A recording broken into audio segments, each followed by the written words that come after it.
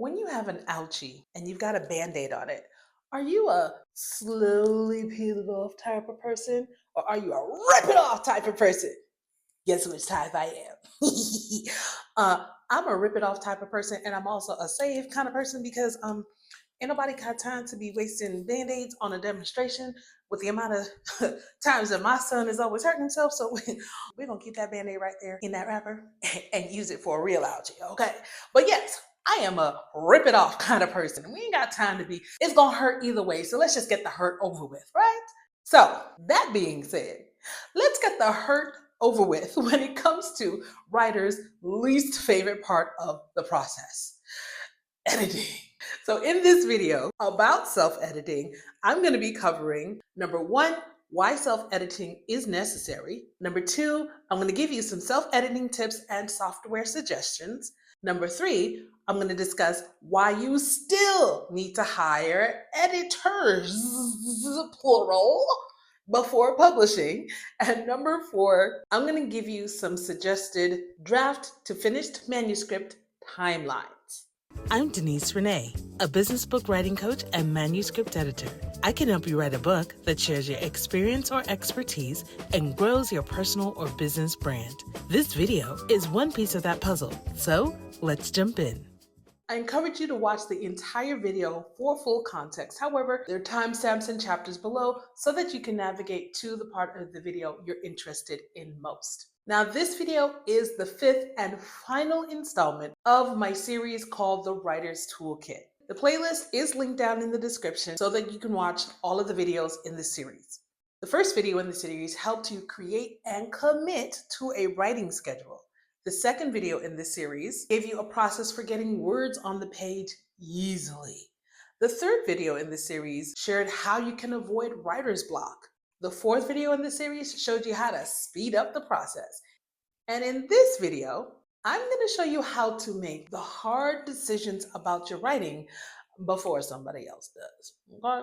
All right. Now, this entire series is based on my proprietary 4 steps to start writing your book coaching framework. I encourage you to go ahead and download it at writingwithdeniserenee.com/4 steps. It's absolutely free. And there's some things in there that I talk about that I didn't talk about inside of the video series, but I did break down a lot of the different elements into like very bite-sized, very understandable pieces that make the entire framework work. So grab that free download and make sure you watch all of the videos in this series for a full picture. And baby, you are ready to get going with writing your book. All right. All right, so I'm gonna take a quick sip over here and listen, a little bit of transparency. I just recorded episodes 3 and 4 right before this one. And if you see the end of that one, I took a sip. I was being a little sassy. Took a sip and spilled on myself. So we're gonna take this sip over here. We're gonna do it like this. Make sure we don't dribble on ourselves. All right, and now we're gonna get into the first point over here, which is why self-editing is necessary. Well, self-editing is going to be your first line of defense for perfecting your manuscript. You don't want to just blah, brain dump everything all out and give that to an editor. That's going to be expensive, okay? Listen, maybe the editor is happy to receive that and she doesn't mind or he doesn't mind doing all that work for you, but you gonna get your feelings hurt, okay? So you don't want to just give your brain dump to your editor, all right? Unless you got all the money to invest, then by all means, make some editor's day happy. Don't do too much, child. I like to work with people who have at least their ideas are sharp. If it's a line editing job, then I like to see that you have self-edited and we're just really refining your ideas. Otherwise, baby, I'm gonna have to charge you for developmental editing. We have to take this all the way back to the studs, honey. If you're gonna pay, I don't mind, but I'm just saying. So the thing is that when it comes to self-editing, you know your subject best and you know what you intended best. So you are in the best position to refine those ideas to the best of your ability. You can really make sure that you're infusing your writing with your own tone, with your voice, while bringing clarity to your text. The more clarity you bring to your text, then the more you can reduce the amount of rounds of editing that your manuscript is going to need, i.e., the amount of editing you're going to have to pay for. All right? I'm trying to save you some coinage over here. All right? Okay. Now, I'm going to tell you self editing is a skill, and it's not necessarily easy to learn because we're very much like, this is my idea, baby. I wrote brilliance. It was, it was such an inspired moment. Like, I can't delete that sentence. Okay. So, all right. When it comes to self editing, you are going to have to make the hard decisions. Okay. You're going to have to let those babies go. In the writing circles, we call it killing your darlings. Let it go. Let it go. You already know I got a song for everything, right? All right. You got to let it go. All right. You have to take a devil's advocate type of position to your work. Ask yourself questions like these. What needs to be added? What needs to be taken away? What experience will my readers have if they read this in the form that it's in right now? And you have to be brutally honest with yourself. And that's a challenge. Not all of us are very used to being brutally honest with ourselves. We're used to being delulu with ourselves, okay? We want to big ourselves up and talk ourselves and be like, yes, girl, adjust your crown, girl. King, come on, king, right? And that has its place, right? It has its place, not in writing, okay? So your writing's got to be on point. So the more you practice being very objective about your writing, you can say, hey, you know what? I really like this, but you know what? If it's not serving the text, if it's not serving the reader, if this could be shorter, if this could be briefer, if this could be punchier, then I want to make it a better reading experience for my writer. And you have to think of it that way. Listen, unless you are writing a journal, the only time that you can write the way you want to write and leave it the way it is, honey, is if you are writing a journal, because you are writing for an audience of one, yourself. Okay? You can write whatever you want. You can write it how you want, how long, how short, whatever. But when you're looking to put out a product for other people to purchase, now we have a different situation. And you have to think about it from the standpoint of, would my reader feel like they invested their money well in my book? Are they getting a great experience from this product that I've just put out? Okay. So the more objective you can be about your writing, the easier the process will be when you are actually working with an editor, and you can reduce the amount of rounds of editing that you need to pay for. So now I know that we can all be self-critical, but the way that I frame this is it seemed like it's like, okay, we're not just, about being critical for the sake of being mean to ourselves. We're really looking to be constructive. Are you feeling the constructive vibes? Well, if you are, do me a favor and drop down in the comments the word, you know what? Don't write constructive. I want to see if you're paying attention. Drop the word Constructicon in the comments for me. Because if you are a Gen X and you grew up on the original Transformers, you know a good Constructicon, honey. Because these little new Transformer movies, they're cute, but they don't know. All right, so drop the word Constructicon in the comments for me so I know you're paying attention. And you know that this is really coming from a place of love. We are just here to be constructive because we want to construct your book and make it the best it could be. So while you're down there in the comments, go ahead and give me a thumbs up and click on that subscribe button so that YouTube can show you more of my constructive videos to help you with your book writing process. Okay, so let's get into some self-editing tips and software suggestions. Now, my number one self-editing tip that I have for you is to read your manuscript out loud, okay? Don't just silent read, because when you silent read, it's very easy for your eyes to skip over things. It's also very easy because you know what you intended, you know what you meant to say. It's very easy for your brain to just kind of like fill in the blanks, right? Like if you use the wrong word, your brain knows what you meant, so you just, kind of fly by it. when you have to speak it out loud, when you have to read out loud, now you hear the words on the page. And this is something that's so important. Just like we talked about separating the creative time from the critical time back in video 3, to be a good self-editor and to be really self-critical in a constructive way, you really have to step out of your own mindset. You have to step out of your own good intentions for your book. Okay, so I'm going to assume you've got great intentions for your book. You really want to help people, etc., etc. But while you are well intended, I'm sure you know that even in face-to-face conversation, you say something with the intention of it meaning one thing, but you know that sometimes the person on the other side of that has received that message in a different way than you intended. And so it becomes so important. This is the skill that you really need to develop, is being able to come up out of yourself, come up out of your perspective, and flip that camera, baby. Flip the direction of the camera on your mental phone, all right? And look from another person's perspective as best we can. Ask yourself, what message is this person receiving? Who is the person on the other side? Are they someone who knows me very well? And so even if I say something, they can kind of figure out what I really meant to say. Or is this someone who is a complete stranger who happened to pass by in Barnes & Noble or scroll around on barnesandnobles.com, we won't say the other app, and they saw the description of the book, they decided to buy it, now they're reading it, and they don't know you. They don't know you personally. The only thing that they have are the words on the page to make any kind of informed decision as to who you are, what you do, and how you're able to help them.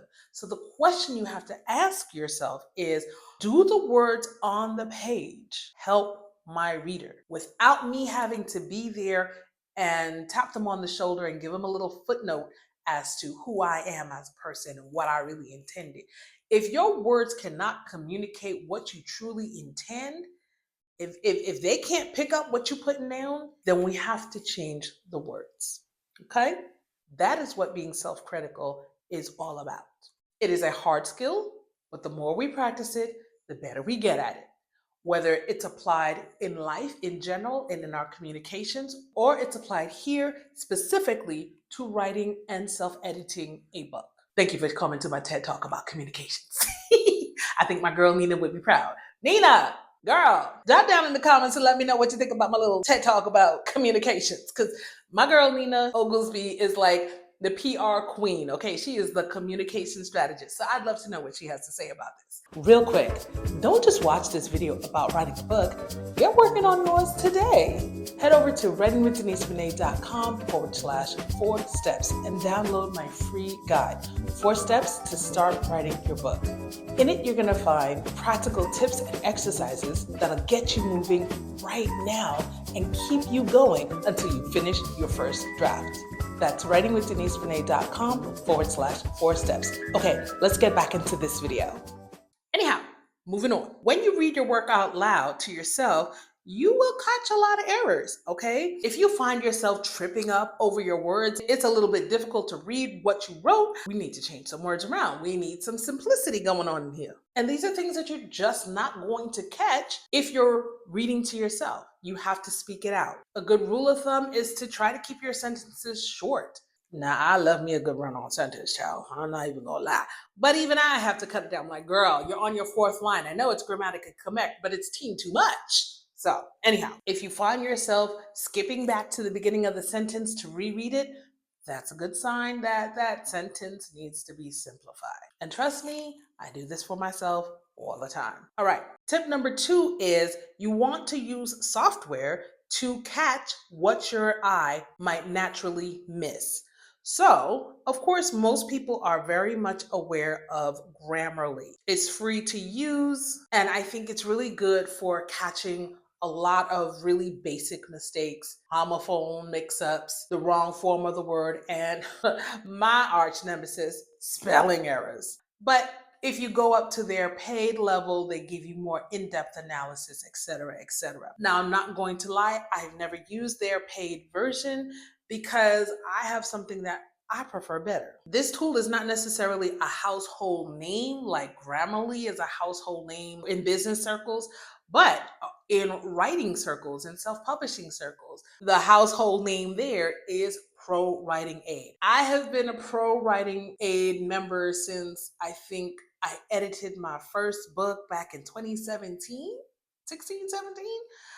The first book that I did for a client. I've been using it ever since. Now, I can't tell you how much it costs because, well, I mean, you can go online and find out, but I paid a one time, I ain't gonna tell you how much I paid. I got it on the special. I paid a lifetime subscription and yeah, it was a good price, Savannah. All right. So anyhow, I've been using it for a very long time. But the reason I love it is because it really gives you a lot of in-depth analysis to your writing. And it actually helps you. I've seen it make my writing better because I would make the same types of mistakes over and over. And so then I would start to catch them like, oh yeah, I did that. Okay, let's just change this up before ProWritingAid gives me that little yellow squiggly line to change it.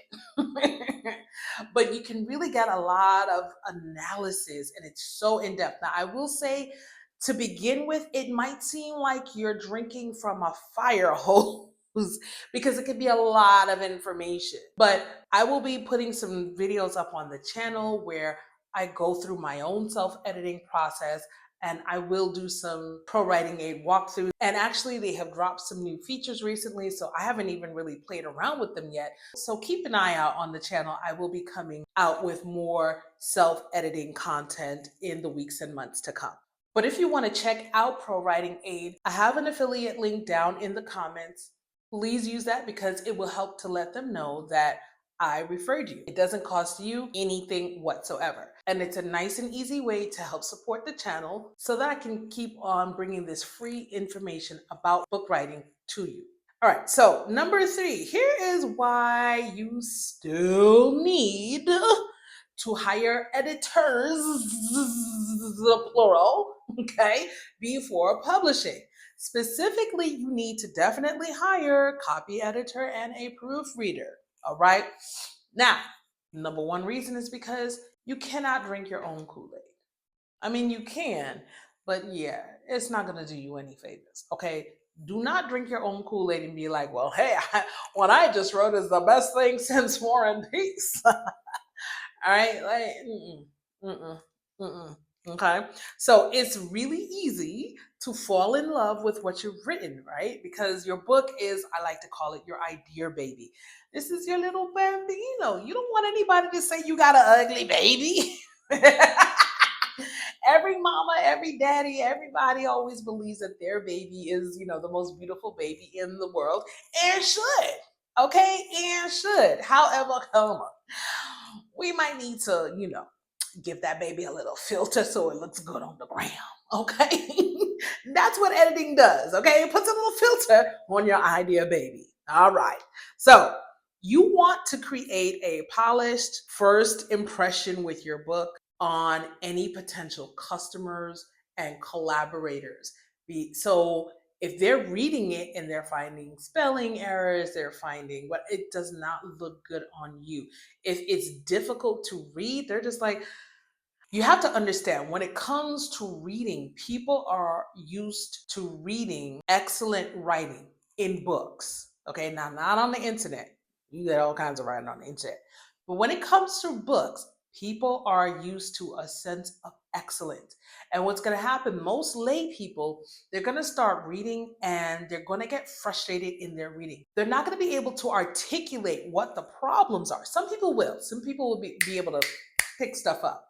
But most people will not be able to pick up what the issues are, and they're going to put the book down. They're going to stop reading it. And if they don't read your entire book, they're not going to get to know, like, and trust you. They're not going to refer you. They're not going to get to know. They're not going to know anything because they stopped writing the book. The book gave them a bad experience, and they're just like, and anything associated with your name now is going to be like, and they're not even going to know why. You want that? No, you don't. All right, so you still need professional editors, okay, that you pay for. Unless you have a friend who is a friend and who is an editor in the business and they offer to do it for you for free, Unless that's that person, don't let Ray Ray and them, your cousin and them, run it through Grammarly for you and call it edited.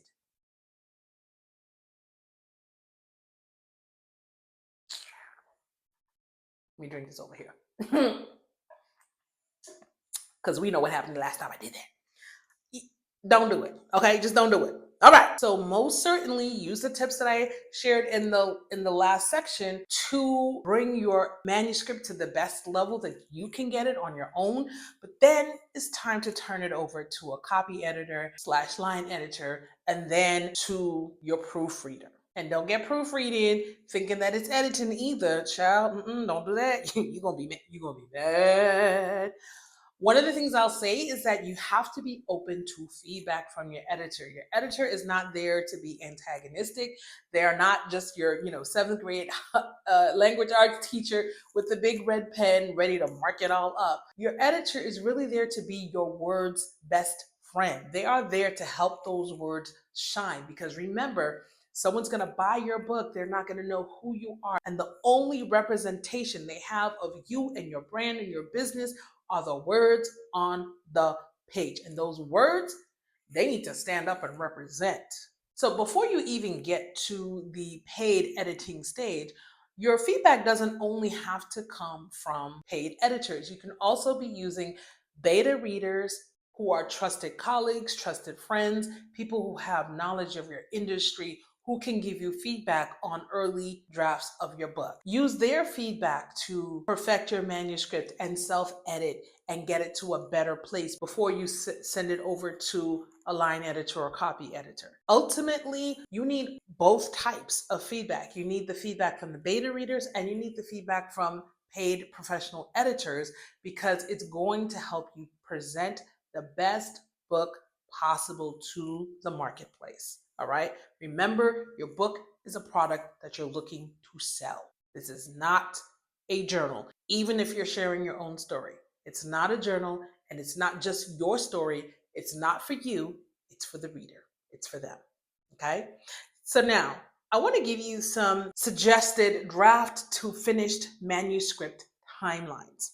One timeline is going to be what you can do when you work with a writing coach from the beginning of your process. And if you don't know a writing coach, hi, I'm Denise Renee, your new favorite writing coach on the internet. Because baby, if this hasn't been a coaching series, I don't know what is. But if you choose to work with me one-on-one to proverbially look over your shoulder as you are writing and giving you guidance, this is the type of timeline that you can expect when working with me. I would say with working with somebody else, but I mean, you here on my video, you just far in the video, baby. You ain't working with nobody else. You working with me. You working with your girl. All right.